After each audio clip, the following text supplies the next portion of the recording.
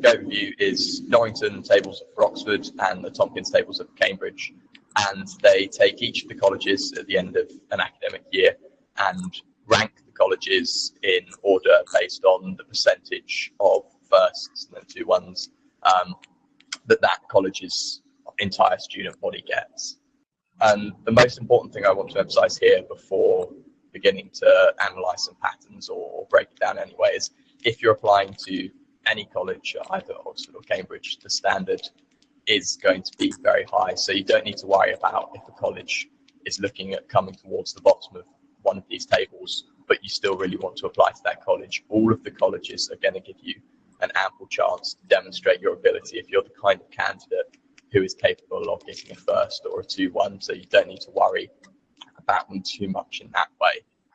That being said, though, there is some variation between the colleges. So if I take, for example, the Tompkins table, a college like Trinity will almost always come in the top 1, 2, or 3 of the Tompkins table. And if we take last year's results, 37.1% of their student body did end up getting first.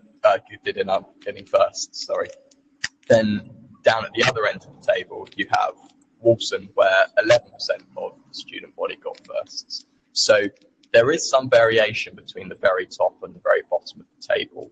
And if that's something that's important to you in terms of people you want to be surrounded by, maybe a slightly more intensive work ethic in some ways, then that's something you can factor into making a decision for your college. However, as soon as you stop looking at those two extremes, the entire middle of the table is far more closely spaced together.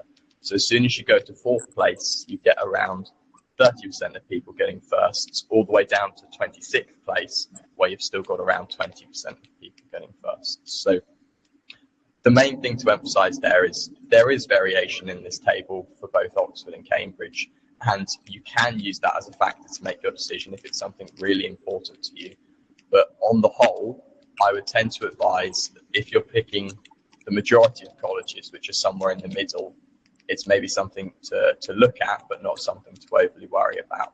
The only exception, again, that I would make to that is if you're going in with predicted grades of a certain type that you believe might slightly disadvantage you in a general application to Oxbridge. And if you have those grades, it might be worth considering whether it's worth applying to a college right at the top of those tables if your grades are slightly lower than expected, just in terms of managing how that might work. But a number of reasons why you should pick a college, and the template you can see on screen now is something that Inside Outreach provide for you to help make a college selection.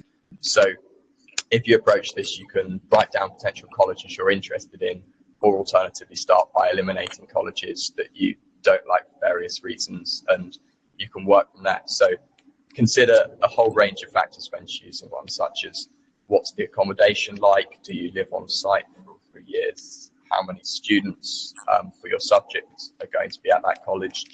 Would you prefer to be part of a small student number for that, or would you prefer a large student body? What are the professors like who potentially teach there? How do travel grants and travel applications work? How generous is your college in providing grant activities? So yes, there's a whole range of factors that you can choose, and listing them all in the table that we have here is a good way of working out your options really clearly.